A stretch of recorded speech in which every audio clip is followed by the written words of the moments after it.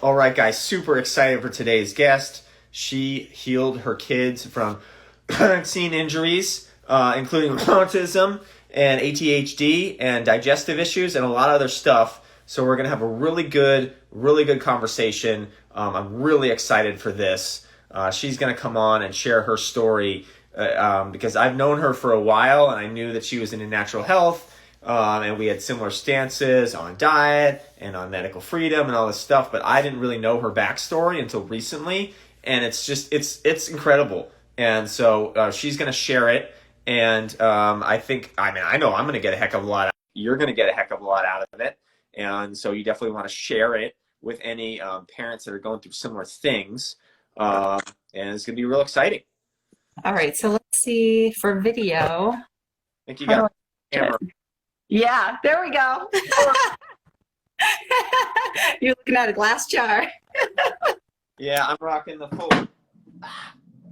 Let's bring you closer. I'm rocking the full Vitamix myself, so.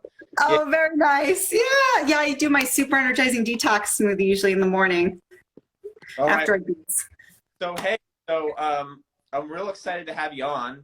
We're gonna talk fun stuff. We're gonna have to talk in code maybe because we're on Instagram. I don't know. Yeah.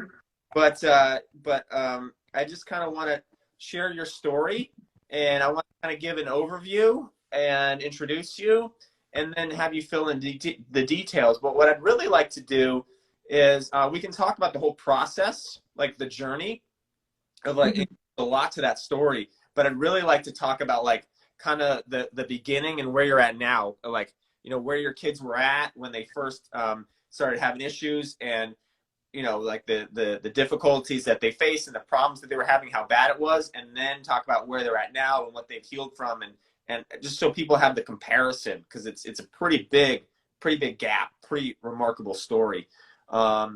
So why don't you share a little bit about yourself? As I mentioned, you've helped your kids heal from these kinds of injuries that happen after these kinds of things.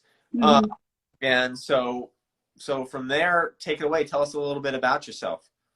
Okay, so Gail Angeles, I'm the author of Rainbow Food Rocks. I also have Rainbow Healing Wellness and Rainbow Herbals. So you might have seen me on Instagram. And I'm the one that has the two daughters that had certain injuries. We'll use that code there. And it's a long story. So to pretty much break it down, in 2015. Let's talk about like where they began and where they're at, and then we'll talk about the healing process is long and there's lots of like, ins and outs and what have yous. But I just want people to understand the contrast of like how bad they were and how much they've healed. So because so just juxtapose those first. Got it. Yeah. So a lot of people think either A, it doesn't happen, or B, if it does happen, that's it, you're host, right? Or you can't get much better. So, but your kids have had a really profound healing. So share that juxtaposition, please. Sure. So we'll take my oldest daughter for starters. And she, after the first one, right after she was born in a birthing center, was crying ad infinitum. And I was always very concerned. And then I followed suit with the normal schedule for those things. And each time it seemed to get worse. And then at about age 4 for her, which was in 2015, I started noticing that something was severely wrong. My background is that I worked with children in public schools and private schools, and I had been working with children officially from when I was 19. I was specifically trained in watching the development of children from mobile infant all the way up to elementary. And I was given training, I guess we could say kind of by the government for a few months for free, very intensive, nice training. So I knew how children should progress, and I knew certain things to look for, but I had never actually, up until that point, known too much about autism spectrum disorder, ADHD, anything like that. When I did ASQSEs, for instance, with migrant Hispanic children, I was looking for certain things to make sure that the children were getting their basic social and emotional needs met, and certain things were occurring, or if they weren't occurring, what was going on in the household. So jumping back to what I was saying, So I started noticing something's really off, and I took my oldest daughter to, originally it was just to a regular medical center and eventually to a naturopathic medical doctor who also does home births. And I had just had my, maybe like it was like a year or so into having had a home birth for my second daughter, my youngest daughter. And so I started noticing that my oldest daughter was doing a lot of like spitting, moaning, groaning, drooling from the mouth, acting schizophrenic, seeing things that I couldn't see or perceive, talking to them, and then getting ideas to do things like try to stab me with a pencil, or really, really kind of bizarre things that I had never witnessed in another child, even working with many, many children. And I was getting scared. I was embarrassed. I was like, what's going on? Are people going to think I'm a bad parent? And I was also watching other children at that time. I had my youngest daughter. I'm trying to remember at that point. Oh, actually, I had also had my son, if I'm going back in time now, I'm thinking about it. So I had two younger children while this was going on. One was an infant. You were realizing basically you were coming to the conclusion that she had autism. She was on the autism spectrum. Yeah, so when I went to the naturopathic medical doctor, she suggested that we go to the Seattle Autism Center. I lived in Seattle, Washington, Seattle Children's Autism Center to be specific. And that's where they made the formal diagnosis that, according to the DSM, that she met all those criteria. And I was kind of in shock, to be honest, because I couldn't imagine, like I was living in it, so I wasn't seeing it from an outside perspective. And so I mean, I knew that something was wrong. I mean, she was going like this and doing the moaning, and she was so highly intelligent in IQ, but she was suffering in the socials. She did actually make eye contact. That was something I was always very big on from the very beginning because I had worked with children. So they did note that she did actually make eye contact, but she was suffering in a lot of other ways. And I'm going to tie this into my youngest daughter had been getting her things on schedule. And the reason why I gave the backstory about the development is because it's going to tie in right now, is that my youngest daughter was progressing as she should month by month.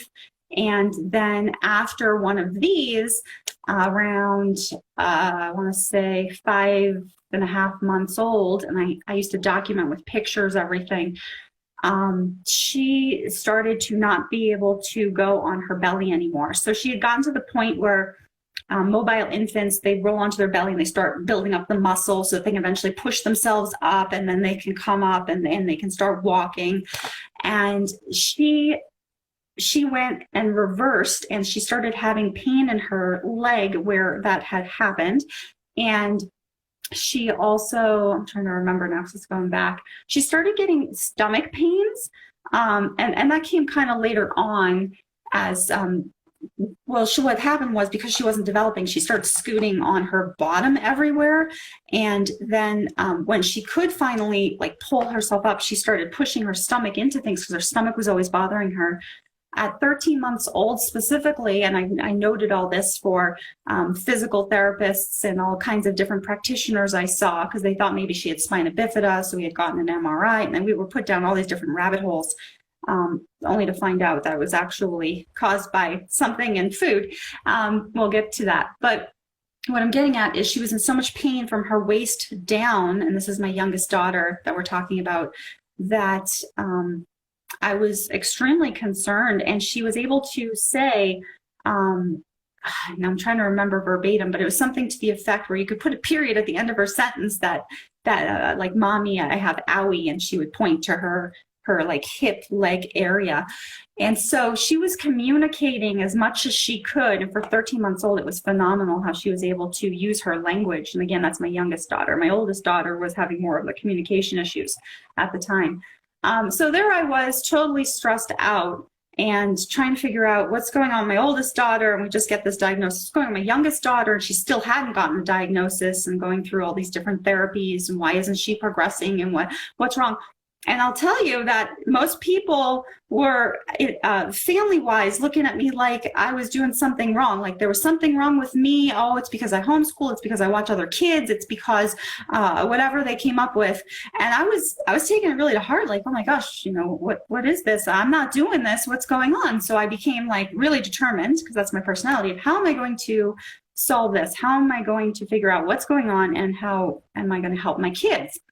So I got into research mode and started first for my oldest daughter looking into what I could do, because they wanted to put her on meds and I didn't want that. And I knew right away that I would never go in that direction. That's just the way I am. And so I'm trying to think what happened next. So then I started doing some reading, and do you want me to just jump to how she is now, or do you want me to go into the story? Like the real bullet points of like what they were dealing with in the beginning, and how they are now, and then we kind of got a lot into the process. And I think just so people understand, like, just give us the like, hey, oldest kid was dealing with autism, the youngest kid was dealing with like this hip issue, and just like the bullet points on both of that, and then get into where they're at now. Okay, so we kind of just covered pretty much what was going on with them. And then my youngest son was also breaking out in his hands from what looked like eczema, but he was gnawing so much on his fingers because something was bothering him so much. And he had also gotten and he was on the schedule for that. And so he started getting staph infections on his hands and fingers. And that kind of got me to the point of like, what the heck's going on now? I have 3 kids that are having problems. And so going fast forward to just juxtapose, now my kids are fine, meaning when I say fine, that my oldest daughter doesn't drool, moan, flap her hands, doesn't have the inability to communicate, doesn't have all those other issues that go along with a common diagnosis of autism spectrum disorder. And she doesn't have that like off the wall schizophrenia kind of thing going on, or hyper activity like ADHD going on. My youngest daughter, she walks just fine. She can do gymnastics. We go to the park almost every day. She's running, skipping, jumping, climbing, you name it. And my son, my very youngest, is doing wonderfully as well, and doesn't have any rashes or any infections or anything. So that gives you kind of the quick juxtaposition of like, how were they, which is kind of a story in itself. And then, how are they now, which is what we would view as how a child would normally be at this point in time. So that's a pretty big gap. And, these are all things that are often written off as just common things that kids get them, and I've worked with a lot of, autism moms and kids with a lot of these issues, and it's just treated as normal, and these kids just grow up the rest of their lives inhibited by this stuff. And so what I'd like to do next is just, I know that like nutrition played a big role, and there were some other things involved, but that played a big role in their healing. And I think that generally in the like autism community, especially the ones that are like going the nutrition route, I think a lot of things they do are misguided, and I see what you're doing, and I think you're spot on.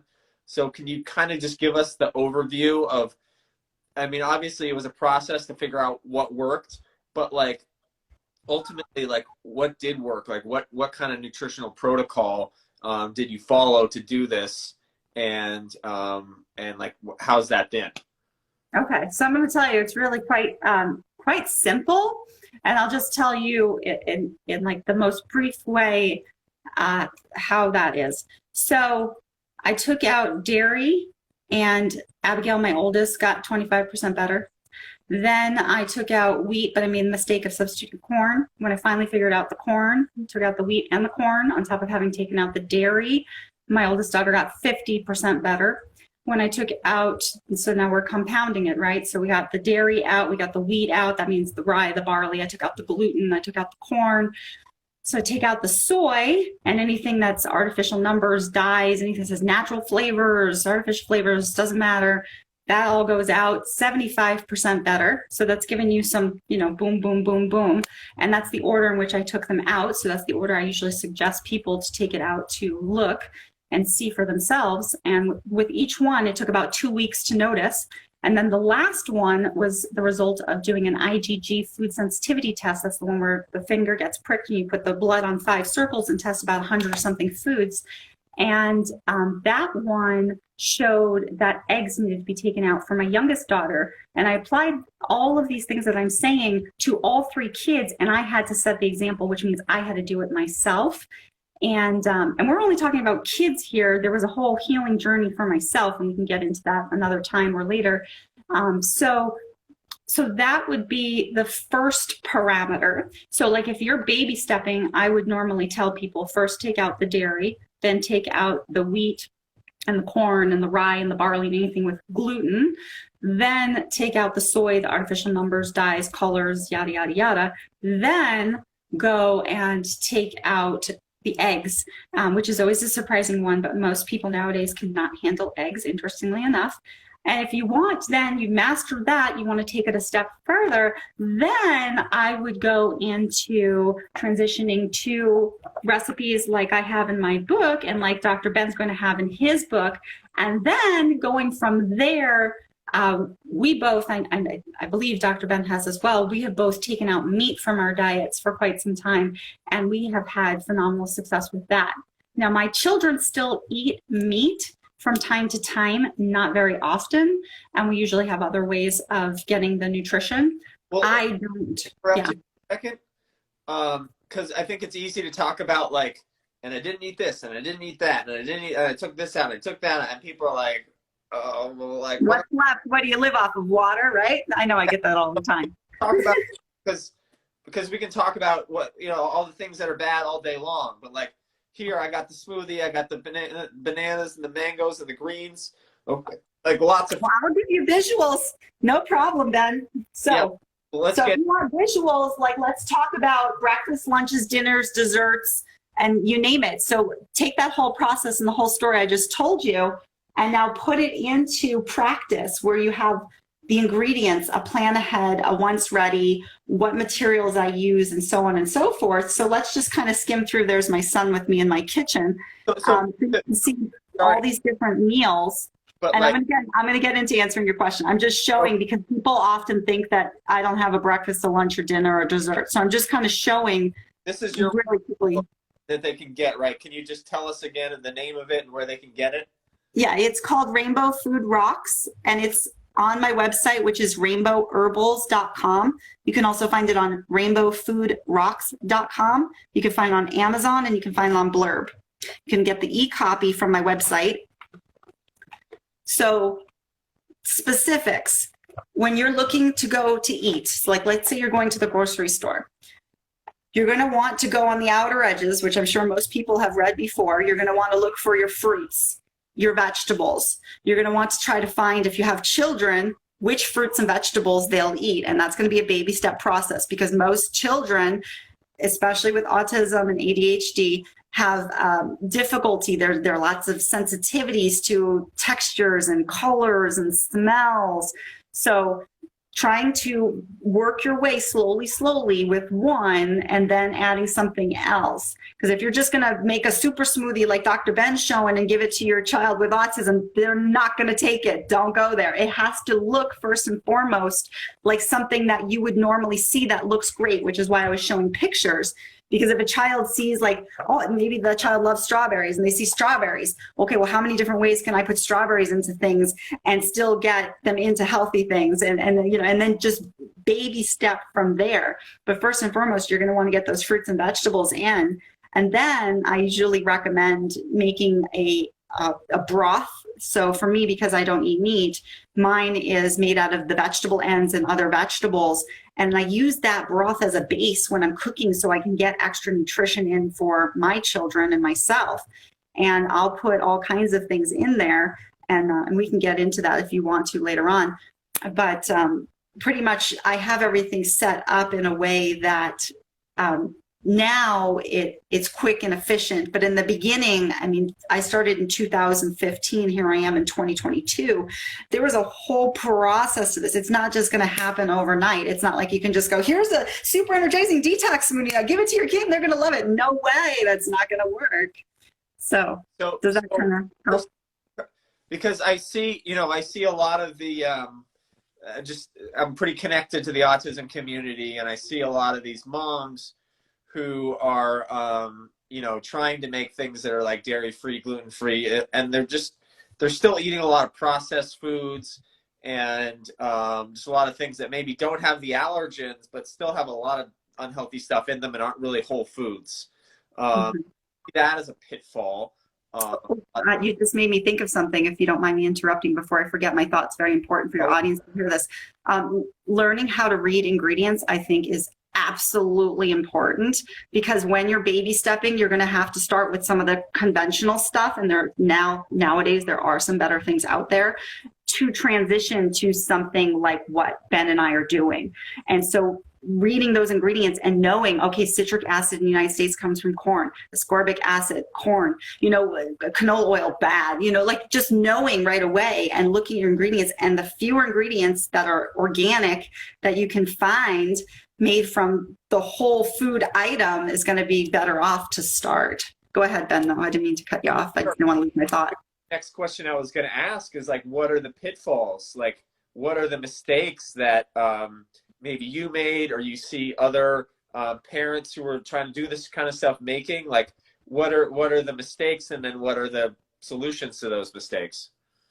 Yeah, I see that all the time. So what I see is, it's probably not nice to say this, but it's more like well, this is just easier, so I'm just going to do this. It's just easier to order a pizza. It's just easier to get this pasta. It's just, and instead of going and feeling empowered and taking charge and being like, okay, I know what I'm going to do, and I'm going to do this, and I'm going to sell it. I mean, you kind of have to sell it to your child in a sense, and you have to look like you're enjoying it. So number one is, if a parent's sitting there eating, Dunkin' Donuts while the kids are trying to go on, and I experienced this, by the way, firsthand with a family member in my household. If the parent's eating Dunkin' Donuts in front of the child and you're trying to get the child to eat better, that's not going to work.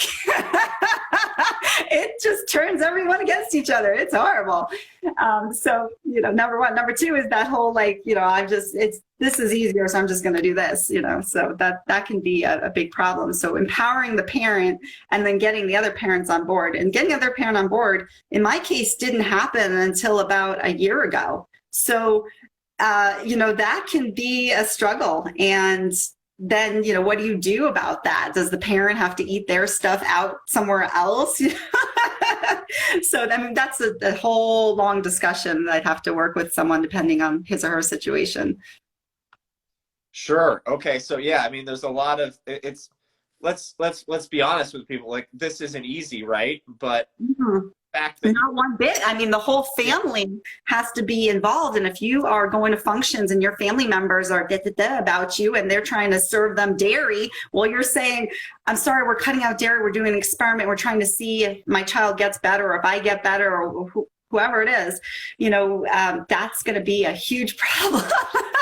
And then how do you think about that? How do you plan for that? So for me, I have this proactive approach where I have to carry food everywhere I go. I have to bring meals in advance. I have to plan meals in advance, which is why in my book, there's the plan ahead, because I have to fit in little bits of time, a little bit of prep work here, a little bit of prep work there, and then put it all together. And putting it all together is the easiest part, but the prep work in between, it involves some thinking and going out in public. And, what are people going to say, do, what kind of social things are going to go on?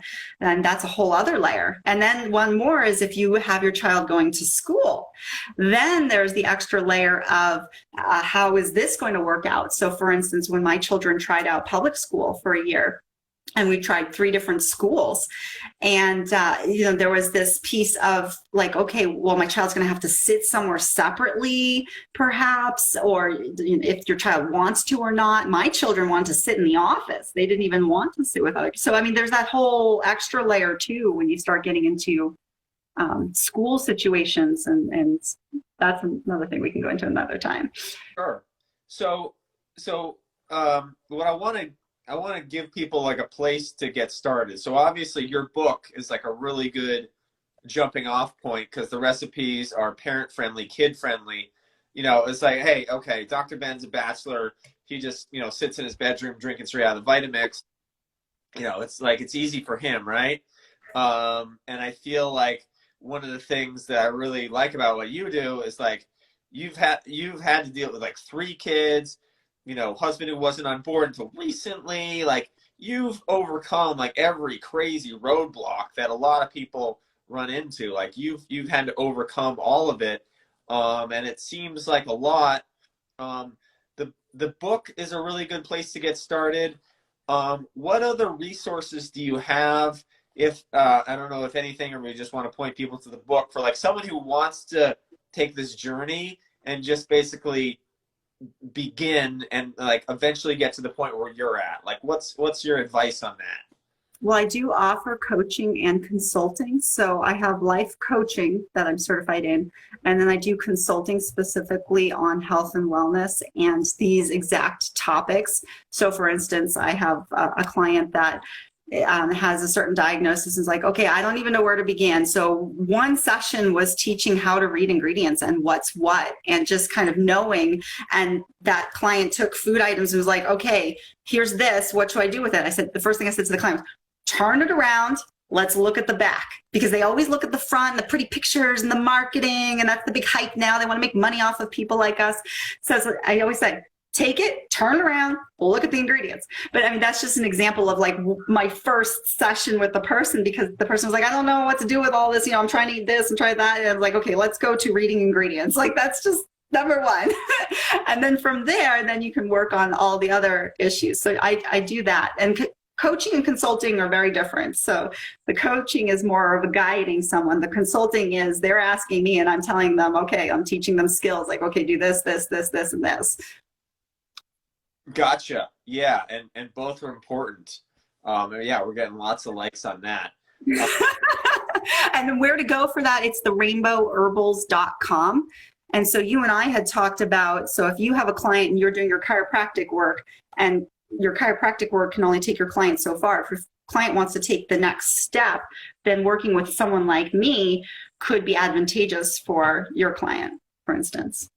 Yeah, and it's sad because a lot of them are just like, yeah, it's too much to make these diet and lifestyle changes. But it's like when they see like the results that you got, it's like if you can save kids from these fates, it's like, isn't it worth it? Like, isn't it worth just doing whatever it takes?